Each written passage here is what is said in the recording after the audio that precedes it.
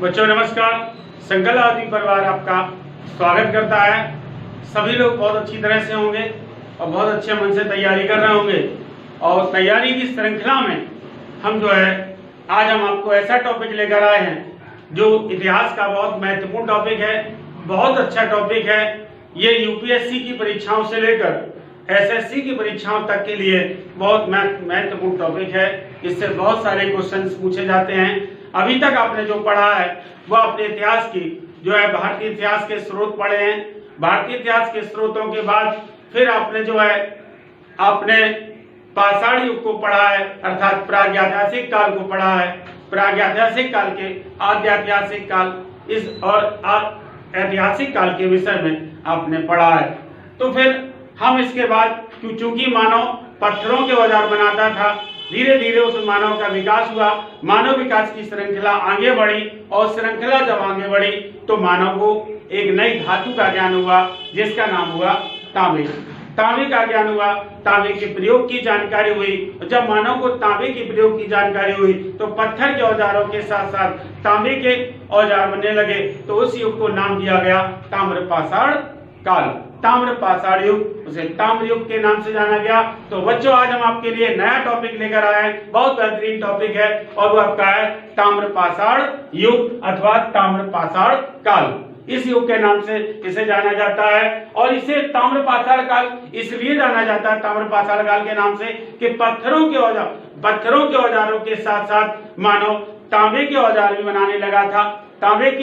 तांबे की वस्तु औजार बनने लगा था, तांबे की वस्तु बनाने लगा था। इसीलिए इस युग को जो है ताम्र पाषाण युग के नाम से जाना गया। तो धातुओं में अगर क्वेश्चन आ जाता है कि मानव को धातुओं में सबसे पहले किस धातु का ज्ञान हुआ, मानव को सबसे पहले कौन सी धातु का ज्ञान हुआ, तो आपका आंसर स्वाभाविक है कि मानव को सबसे पहले तांबे के ज्ञान हुआ था। मानव ने तांबे का प्रयोग लगभग 5000 ईसा पूर्व से शुरू कर दिया था। तांबे का प्रयोग करना जो है लगभग 5000 ईसा पूर्व से शुरू कर दिया था। और ये मान लो तांबे और पत्थरों के उपकरणों के जो साथ साथ उपकरण प्रयोग किया गया, इसी कारण इसको ताम्र पाषाण युग के नाम से जाना गया। इस युग में जो नई श्रृंखला हुई तो उसमें कहा जाता है गेहूं, धान तथा दाल की खेती का प्रयोग, गेहूं, धान तथा दाल की खेती का प्रयोग जो है विकास हुआ। कहा जाता है शुरुआत तो लगभग नव पाषाण काल से मानी जाती है, लेकिन जो विकास होता है, विकास जो है आपका ताम्र पाषाण युग से मान लिया जाता है। इसका जो है विकास ताम्र पाषाण युग से मान लिया जाता है। और यहाँ से एक प्रसिद्ध स्थान है, इस युग का प्रसिद्ध स्थान है जिसे नबदा टोली कहा जाता है। नबदा टोली एक प्रसिद्ध स्थान है। इसको जो है अनाज के रूप में इसे यहाँ पर अनाज प्राप्त हुआ नबदा टोली से। अब यहाँ से प्राप्त होता है, यहाँ से कहा जाता है ताम्र पाषाण के लोग जो है घरों में रहने लगे थे और वहां पर स्थायी निवास बनाकर रहने लगे थे, बस्तियां बनाकर रहने लगे थे। तो जब बस्तियां बनाकर रहने लगे तो कहा जाता है कि जो ताम्र पाषाण की बस्तियां जो थी वो कैसे थे, तो ज्यादातर जो है ग्रामीण स्थल थे। ग्रामीण स्थलों के विषय में जानकारी मिलती है और यहाँ से सर्वाधिक नबदा टोली जो है ग्रामीण स्थल थे और यहाँ से सर्वाधिक फसलों के साक्ष्य मिलते हैं, सर्वाधिक फसलों के साक्ष्य मिलते हैं। और इस युग में अगर धार्मिक दृष्टि से देखा जाए तो धार्मिक दृष्टि में लोग मातृ देवी की पूजा करते थे, मातृ देवी की पूजा करते थे। और वृषभ धार्मिक संप्रदाय का प्रतीक था। वृषभ जो था वो धार्मिक संप्रदाय का प्रतीक माना जाता था। जब लोग जो है इकट्ठे झुंड में रहने लगे थे तो उनमें धीरे धीरे विकास हुआ। जब विकास हुआ तो एक समूह के रूप में विकास हुआ और कहा जाता है कि ताम्र पाषाण युग में जो है अलग अलग समूहों के लोग बसे, अलग अलग बस्तियां बसी, वहां पर समूह में इकट्ठे हुए और उसे जो है क्योंकि उनका एक तौर तरीका था, रहने का तरीका था, रहन सहन था, आज एक हाव भाव थे लोगों के बोलने चालने के, तो इसे संस्कृति का नाम दिया गया था। और ये संस्कृतियां जो हैं इनके विषय में कहा जाता, ये संस्कृतियां जो ताम्र पाषाण के संस्कृतियों के जो 4 मुख्य स्थल माने जाते हैं वो आपको यहाँ पर नेक्स्ट बताया जाएगा। इसके बाद जो है ताम्र पाषाण युग में नेक्स्ट स्थल बताए जाएंगे। तो भारत में ताम्रयुगीन बस्तियां जो मिली हैं तो कहा जाता है दक्षिण पूर्वी राजस्थान से ताम्रयुगीन बस्तियां मिली हैं। इसके अलावा जो है कहा जाता है पश्चिमी महाराष्ट्र से ताम्रलिप्ति बस्तियां मिली हैं, और इसके अलावा जो है अब कहा जाता है पश्चिमी मध्य प्रदेश से ताम्रलिप्ति बस्तियां मिली हैं। लेकिन क्वेश्चन यहाँ से पूछ लिया जाता है, क्वेश्चन यहाँ से सबसे अधिक बहुत महत्वपूर्ण पूछा जाता है, तो वो पूछा जाता है कि आहार जो है इसको आहार के नाम से भी जाना जाता है। इसको बनास घाटी के, क्योंकि ये बनास घाटी में स्थित है, बनास नदी घाटी में स्थित था, इसलिए बनास संस्कृति के नाम से भी इसे जाना जाता है, आहार संस्कृति के नाम से भी जाना जाता है। और इसकी मुख्य विशेषता मानी जाती है, आहार संस्कृति की मुख्य विशेषता मानी जाती है, वो आपको क्वेश्चन पूछा जाए आहार कहाँ पर स्थित है, तो आहार उदयपुर राजस्थान में स्थित है। और क्वेश्चन आ जाता है गिलुंद कहाँ पर स्थित है, गिलुंद भी राजस्थान में राजसमंद में स्थित है। ये दो मुख्य स्थल माने जाते हैं, दक्षिणी पूर्वी राजस्थान में ताम्र पाषाण युग के ये दो प्रमुख स्थल माने जाते हैं। जब ये दो प्रमुख स्थल माने जाते हैं तो क्वेश्चन आ जाता है कि यहाँ पर आहार का एक नाम मिलता है, यहाँ पर जो है आहार में एक नाम मिलता है जिसको हम दूसरे शब्दों में तांबा गलाने की फैक्ट्री मानी जाती है। यहाँ पर तांबा गलाने की फैक्ट्री रखी थी तांबा गलाने की फैक्ट्री थी, तो इसका एक नाम ताम्रवती भी मिलता है, इसका एक नाम जो है ताम्रवती भी मिलता है, आहार का एक नाम ताम्रवती मिलता है। यहाँ पर तांबा गलाने की फैक्ट्री मिलती है, यहाँ पर तांबा गलाने की फैक्ट्री है। इसके अलावा जो है फिर आ जाता है यहाँ पर आहार में चक्रकूप प्रणाली के अवशेष मिलते हैं, तांबा गलाने की फैक्ट्री मिलती है, तांबा गलाया जाता था, यहाँ पर चक्रकूप प्रणाली के अवशेष मिलते हैं। चक्रकूप प्रणाली का आशय होता है गंदा पानी निकालने के लिए जो व्यवस्था की गई थी वो चक्रकूप प्रणाली के तहत की गई थी, चक्रकूप प्रणाली के अवशेष मिलते हैं। इसके अलावा यहाँ पर पत्थर के घर भी मिलते हैं, पत्थर के घर भी यहाँ पर मिलते हैं। तो यहाँ पर मुख्य तांबा गलाने की फैक्ट्री अर्थात तांबा बहुतायत में यहाँ पर पाया जाता था, और यहाँ पर चक्रकूप प्रणाली के अवशेष मिलते हैं, पत्थर के घर मिलते हैं। अब यहाँ का क्वेश्चन आ जाता है ताम्रवती किसका प्राचीन नाम है, तो ताम्रवती जो है वो आहार का प्राचीन नाम ताम्रवती है, आहार का प्राचीन नाम ताम्रवती के नाम से जाना जाता है। अब कहा जाता है कि आहार कौन सी सांस्कृतिक विशेषता मानी जाती है, तो ताम्रलिप्ति सांस्कृतिक विशेषता मानी जाती है। आहार मुख्य स्थल है, गिलुंद एक मुख्य स्थल है। अब जैसे गिलुंद पूछा जाए, गिलुंद कहाँ पर स्थित है, तो आपका आ जाएगा राजस्थान में, गिलुंद राजस्थान में। अब आ जाता है गिलुंद से क्या क्या मिला है, जब गिलुंद से आता है तो अग्निकुंड के साक्ष्य यहाँ से जो मिलते हैं वो अग्निकुंड के साक्ष्य मिलते हैं, अग्निकुंड के साक्ष्य गिलुंद से मिलते हैं, यहाँ पर अग्निकुंड के साक्ष्य गिलुंद से मिलते हैं। और इसकी जो खोज मानी जाती है, इसकी खोज HD संकालिया के द्वारा इसकी खोज की गई थी, इसकी खोज जो है वो HD संकालिया के द्वारा इसकी खोज की गई थी। तो अग्निकुंड के साक्ष्य मिलते हैं, मिट्टी तथा पत्थर के उपकरण मिलते हैं, यहाँ से क्या मिलते हैं, मिट्टी तथा पत्थर के उपकरण, मिट्टी तथा पत्थर के उपकरण मिलते हैं, अग्निकुंड के साक्ष्य मिलते हैं। यहाँ पर एक और विशेषता मिल जाती है, पत्थर काटने का काम भी होता था, यहाँ पर गिलुंद में जो है पत्थर काटने का काम भी होता था, ये इसकी मुख्य विशेषता मानी जाती है। और अब कहा जाता है कि अग्निकुंड के साक्ष्य यहीं पर मिलते हैं गिलुंद में। फिर नेक्स्ट आ जाता है आपका पश्चिमी महाराष्ट्र, पश्चिमी महाराष्ट्र में आपका आ जाता है, पश्चिमी महाराष्ट्र में आ जाता है जोरवे संस्कृति, जोरवे संस्कृति। जैसे यहाँ आहार कहा जाता है ऐसे यहाँ जोरवे, आहार को बनास संस्कृति के नाम से भी जाना जाता है, क्योंकि यहाँ बनास घाटी में स्थित था, इस कारण से बनास संस्कृति के नाम से जाना जाता है। अब आ जाता है जोरवे संस्कृति, जोरवे संस्कृति के अवशेष जो मिलते हैं वो महाराष्ट्र में मिलते हैं। महाराष्ट्र और जोरवे संस्कृति के जो स्थल हैं वो आपका नेवासा, सोनगांव, देमाबाद और चंदौली, और इसके अलावा इनाम गांव इस युग की सबसे बड़ी बस्ती यही मिलती है, इस युग की सबसे बड़ी बस्ती यहाँ पर मिलती है। लेकिन क्वेश्चन आ जाता है कि देमाबाद की इस युग की सबसे बड़ी बस्ती कहा जाता है, इनाम गांव की सबसे बड़ी बस्ती मानी जाती है। लेकिन यहाँ की दो विशेषताएं मानी जाती हैं, यहाँ पर नगरीकरण के भी साक्ष्य मिलते हैं। पूरे ताम्रपाषाण ग्रामीण बस्तियां थी, लेकिन यहाँ पर देहमाबाद और इनाम गांव ये दो एक ऐसे स्थल थे जहाँ पर नगरीकरण के भी साक्ष्य मिलते हैं, जहाँ पर नगरीकरण की भी जानकारी मिलती है। और ये सबसे बड़ी बस्ती मानी जाती है। पश्चिमी मध्य प्रदेश में कहा जाता है, पश्चिमी मध्य प्रदेश में मालवा संस्कृति के अवशेष मिलते हैं। मालवा संस्कृति के स्थलों में आपका जाता है कायथा और एरण। कायथा और एरण। अच्छा, अगर पूछा जाए सबसे श्रेष्ठ मृदभांड, श्रेष्ठ मृदभांड की बात आती है, मृदभांड अच्छे किस्म के मृदभांड, श्रेष्ठ मृदभांड की बात आती है, मृदभांड में मिट्टी के बर्तन, ये जो है मालवा संस्कृति के चित्रित धूसर मृदभांड, जिसको कहा जाता है चित्रित धूसर मृदभांड। चित्रित धूसर मृदभांड जो है, चित्रित मृदभांड आ जाते हैं, तो ये मालवा संस्कृति की देन है। यहाँ पर जो है चित्रित धूसर मृदभांड मिले हैं। और मालवा संस्कृति की जो है इसकी खोज हुई वो आपका जाता है बीएस बाकणकर। बीएस बाकणकर के द्वारा इसकी खोज की गई थी। इसके प्रमुख स्थलों में आ जाते हैं कायथा, एरण।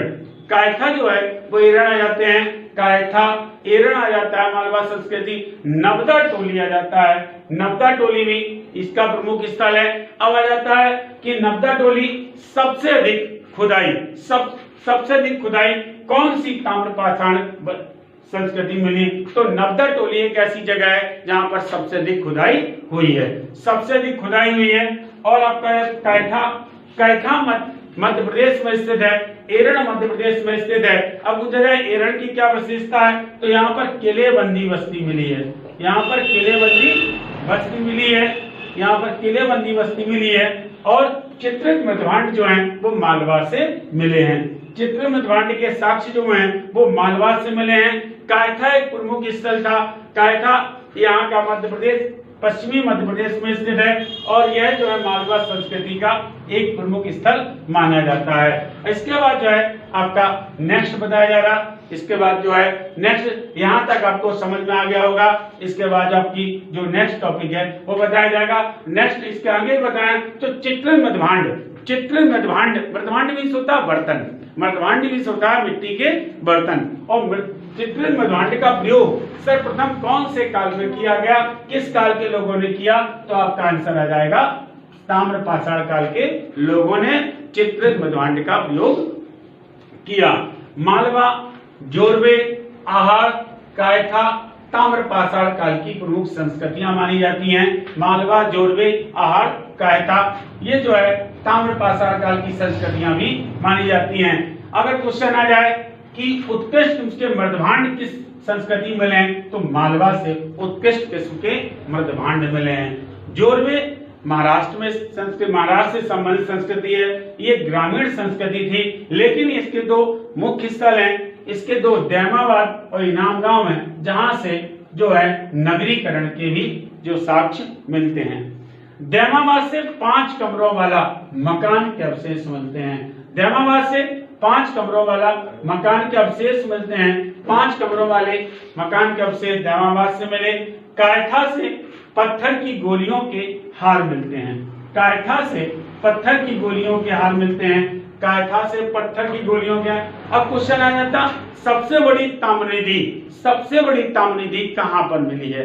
सबसे बड़ी ताम्रनिधि मध्य प्रदेश में एक बहुत स्थल है जिसका नाम है गुंगेरिया। गुंगेरिया से सबसे बड़ी ताम्रनिधि मिली है।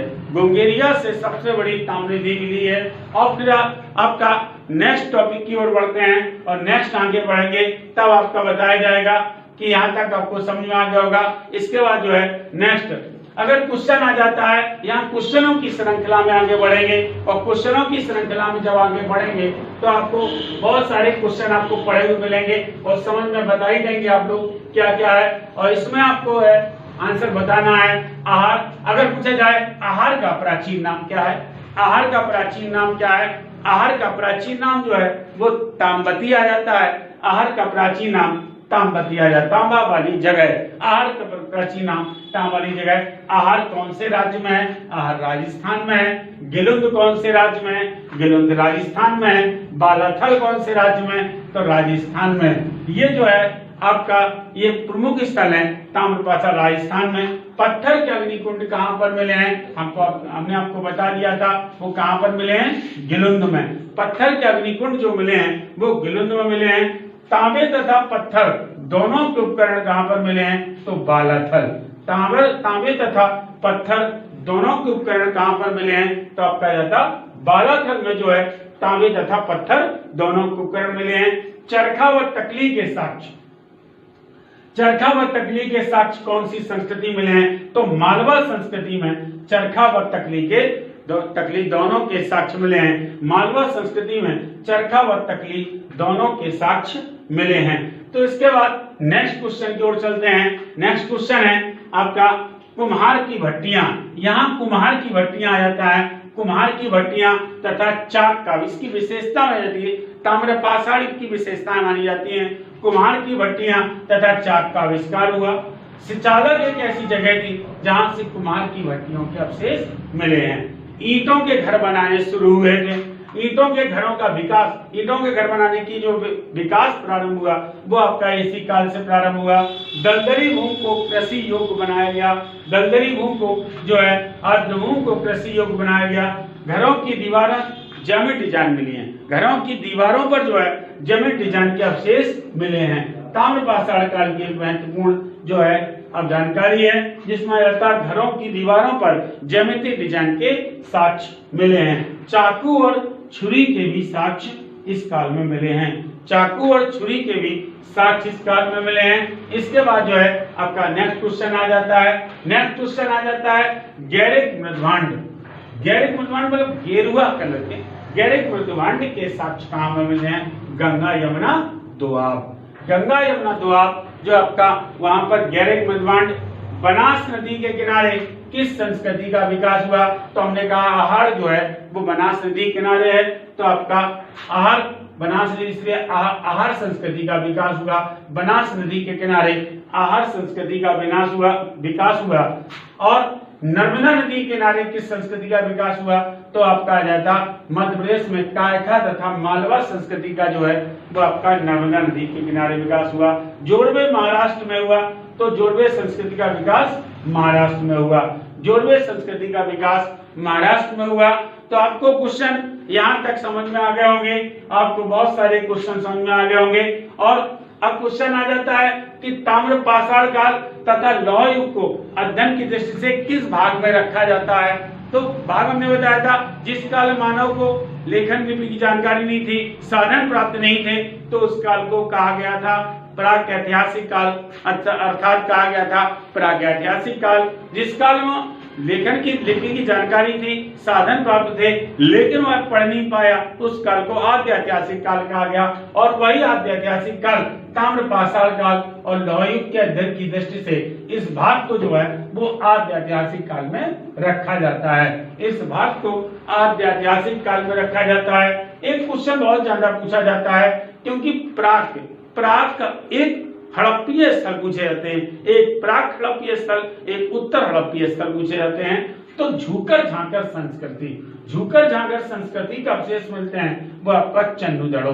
चंडूदड़ो सिंधु सभ्यता के प्रमुख स्थल माना जाता है। इसके अलावा झूकर झांकर संस्कृति के अवशेष भी यहाँ पे मिलते हैं। लाल चमकीले मृदभांड कहां पर मिले हैं? लाल चमकीले मृदभांड गुजरात में मिले हैं। लाल चमकीले मृदभांड गुजरात में मिले हैं। पीले मृदभांड कहां पर मिले हैं? तो आपका जाता पंजाब तथा हरियाणा में पीले मृदभांड मिले हैं। पंजाब तथा हरियाणा में पीले मृदभांड मिले हैं। तो आपको यहाँ पर हमने आपको बता दिया है ताम्रपाषाण काल के प्रमुख जानकारी हमने आपको बताई है, समझ में आ गई होगी। तो आपको बहुत स्लो लेवल पर आपको बताने जा रहे हैं। अब बिल्कुल फिर से एक बार रिवीजन कराने जा रहे हैं। अब जैसे क्वेश्चन आ जाता है, बिल्कुल आपसे सरलतम तरीके से पूछा जाता है कि ताम्रवती किस संस्कृति का, किसका एक प्राचीन नाम था? ताम्रवती किसका एक प्राचीन नाम था? तो ताम्रवती जो है वो किसका बताएंगे, किसके बताएंगे बच्चों? ताम्रवती किसका? आहार का। आहार का प्राचीन नाम जो है ताम्रवती। क्वेश्चन आ जाता है आहार संस्कृति का विकास कौन सी नदी घाटी में हुआ? तो आहार संस्कृति का विकास कौन सी नदी घाटी में हुआ बच्चों, बताइएगा। तो आहार संस्कृति का विकास जो हुआ वो आपका बनास नदी घाटी में, बनास घाटी में हुआ। चक्रकूट प्रणाली का विकास कहाँ से माना जाता है? तो चक्रकूट प्रणाली का विकास भी आहार से माना जाता है। आहार कहाँ पर स्थित है? राजस्थान में स्थित है। आहार राजस्थान में है। और अगर पूछा जाए कि आपका ताम्र पाषाण युग की जो बस्तियां मिली हैं वो कहाँ कहाँ पर मुख्य स्थल मिले हैं? तो आपका ज्यादातर आहार है, गिलुंद है, बालाथल है, इसके अलावा मालवा है, कायथा है, एरण है, यहाँ से मिले हैं। दैमाबाद पूछ लिया जाता है, जोरबेज संस्कृति का प्रमुख केंद्र था और जोरबेज संस्कृति का प्रमुख केंद्र है। तो दैमाबाद कौन सी नदी के किनारे है? दैमाबाद कौन सी नदी के किनारे है? तो दैमाबाद आपका जाएगा प्रवरा नदी के किनारे दैमाबाद स्थित है। प्रवरा नदी के किनारे दैमाबाद स्थित है। क्वेश्चन आ जाता सबसे बड़ी जो है, अगर पूछा ना जाए आपका नगरीय बस्तियों के साक्ष्य मिलते हैं तो इनाम गांव और दैमाबाद से नगरीय बस्तियों के साक्ष्य मिल जाते हैं। इसके अलावा पूछ लिया जाता अग्निकुंड के साक्ष्य कहां पर मिले हैं? तो आपका आंसर आ जाएगा गिलुंड से। अग्निकुंड के साक्ष्य गिलुंड से मिले हैं। जिस काल में मानव तांबे और पत्थर दोनों उपकरणों का प्रयोग करता था उस काल को क्या नाम दिया गया? तो आंसर क्या आ जाएगा? ताम्र पाषाण युग। ताम्र पाषाण युग के नाम से जाना जाता है। और क्वेश्चन आपका पूछा जाए कि वर्ग विभाजन के साक्ष्य कहां से मिलते हैं? तो वर्ग विभाजन के साक्ष्य जो मिलते हैं वो आपका दैमाबाद से वर्ग विभाजन के साक्ष्य मिलते हैं। दैमाबाद से वर्ग विभाजन के साक्ष्य मिलते हैं। क्वेश्चन आ जाए कि सबसे बड़ी ग्रामीण बस्ती के साक्ष्य कहां पर मिलते हैं? तो सबसे बड़ी ग्रामीण बस्ती दैमाबाद से जो है आ जाता है। दैमाबाद से जो है बस्तियों के साथ ग्रामीण बस्तियों के साक्ष्य मिलते हैं। इसके अलावा मुझे किलेबंदी बस्ती के साक्ष्य कहां मिलते हैं? तो किलेबंदी बस्ती के साक्ष्य एरण से मिलते हैं। किलेबंदी बस्ती के साक्ष्य एरण से मिलते हैं। पत्थर काटने का काम कहां पर होता था? तो पत्थर काटने का काम गिलुंड में होता था। पत्थर काटने का काम गिलुंड में होता था। इसके अलावा जो है अच्छे किस्म का तांबा कहां पर मिलता है? अच्छे किस्म का तांबा जो मिलता है वो मालवा में, मालवा संस्कृति में मिलता है। अच्छे किस्म का तांबा मालवा संस्कृति में मिलता है। अच्छा, नेक्स्ट बताना कि तांबे वाली जगह के नाम से क्या है? आहार, और इसको तांबती के नाम से जाना जाता है। पत्थर के घर कहां पर मिलते हैं? पत्थर के घर जो है वो आहार में मिलते हैं। पत्थर के घर जो मिलते हैं वो आहार में मिलते हैं। तो बच्चों यहां तक हमने आपको जो है बताए क्वेश्चन और ताम्र पाषाण युग के विषय में बताया। सबको समझ में आ गया होगा, बहुत अच्छा लगा होगा। इनको बार बार समझना, क्योंकि यूपीएससी से लेकर एसएससी परीक्षाओं तक का ये क्वेश्चन बहुत पूछे जाते हैं। और खासकर इनमें जो मुख्य क्वेश्चन पूछे जाते हैं वो आपका आहार पूछा जाता है, मालवा संस्कृति से पूछे जाते हैं। ये महत्वपूर्ण है। कायथा पूछ लिया जाता, बहुत पूछा जाता है। कायथा कौन से राज्य में है? तो कायथा आपका मध्य प्रदेश में स्थित है। तो आपको समझ में आ गया होगा, बहुत अच्छा लगा होगा और बहुत उत्साह से आप लोग तैयारी करें, बहुत मन से करें और मन से तैयार बार बार सुनेंगे तो आपको इतिहास के टॉपिक आने वाले समय में बहुत अच्छे लगेंगे। क्योंकि ये जो है ये एक दूसरे से किसी का कोई ये जो टॉपिक चल रहे हैं ये किसी राजवंश से संबंधित नहीं बताए जाते हैं, लेकिन ये यहाँ से इतिहास की शुरुआत होती है, यहाँ से इतिहास की जानकारी मिलती है। अब आपको जो है नेक्स्ट टॉपिक की ओर जाएंगे तो यहाँ से इतिहास की वास्तविक परंपरा से जुड़ते हुए चले जाएंगे। और नेक्स्ट टॉपिक जो आपका आएगा, आपको नेक्स्ट टॉपिक के विषय में बताया जाएगा वो आपका सिंधु घाटी की सभ्यता या सिंधु सभ्यता के विकास के विषय में बताया जाएगा। तो हमने आपको बताया पाषाण काल से लेकर यहाँ तक आपको हमने यात्रा करा दी, ताम्र पाषाण काल तक की यात्रा करा दी आपको। और इसके बाद सीधे सिंधु घाटी की ओर ले चलेंगे, सिंधु घाटी सभ्यता की ओर ले चलेंगे। तो आपको बहुत अच्छा लगा होगा, समझ में आएगा। हिम्मत रखिए, साहस रखिए, सब चीजें आपको समय पर मिल जाएंगी अगर आप में जोश और जुनून है। बस चलिए इस वाले टॉपिक के साथ आपको नेक्स्ट टॉपिक में मुलाकात होगी। धन्यवाद।